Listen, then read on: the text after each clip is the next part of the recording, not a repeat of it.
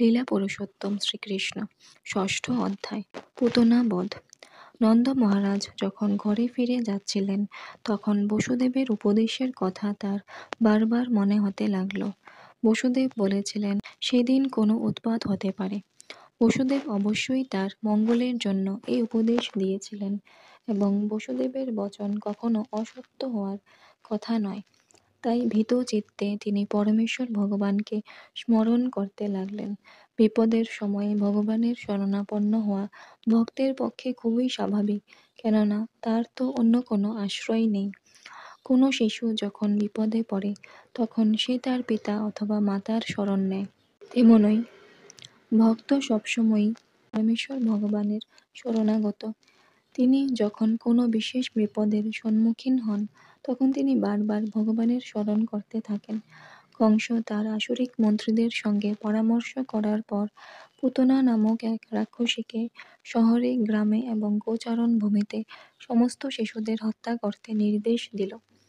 যেখানে ভগবানের নাম সংকীর্তন হয় না সেইখানেই কেবল এই সমস্ত মায়াবী রাক্ষসীরা তাদের জাদুর প্রভাব বিস্তার করতে পারে। শাস্ত্রে বলা হয়েছে, যেখানে হেলা ভরেও ভগবানের নাম কীর্তিত হয়, ভূত প্রেত পিশাচের উৎপাত এবং নানা রকম দুর্যোগ সেখান থেকে তৎক্ষণাৎ বিদূরিত হয়ে যায়। আর যেখানে ঐকান্তিকভাবে নিষ্ঠা ভরে ভগবান শ্রীকৃষ্ণের নাম কীর্তন হয় সেখানকার তো কথাই নেই। বিশেষ করে বৃন্দাবনে, যেখানে পরমেশ্বর ভগবান স্বয়ং উপস্থিত ছিলেন। তাই নন্দ মহারাজের এই আশঙ্কা কেবল শ্রীকৃষ্ণের প্রতি তার স্নেহের প্রকাশ। প্রকৃতপক্ষে পুতনা যত শক্তিশালী হন না কেন, তার থেকে ভয় পাওয়ার কিছুই ছিল না। এই ধরনের পিশাচীদের বলা হয় খেচরী, অর্থাৎ তারা আকাশে উঠতে পারে। এই ধরনের পিশাচী বিদ্যা ভারতের উত্তর পশ্চিম প্রদেশের কোনো কোনো গহন প্রদেশে আজও কিছু স্ত্রী লোক চর্চা করে থাকে।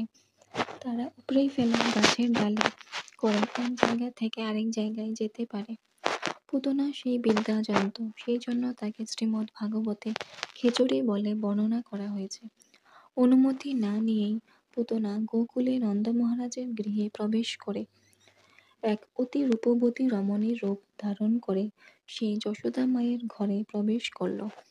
পাপিনী পুতনা নানা রকম জাদুবিদ্যা জানত। সেই জাদুবিদ্যার প্রভাবে সে কি অপূর্ব সুন্দরী যুবতীর বেশ ধারণ করল। তার উন্নত নিতম্ব, নিটোল কুচো যুগল, কানে দুল এবং কেশপাশে ফুলমালায় বিভূষিতা হয়ে সে এক অপূর্ব সুন্দর রূপ ধারণ করল।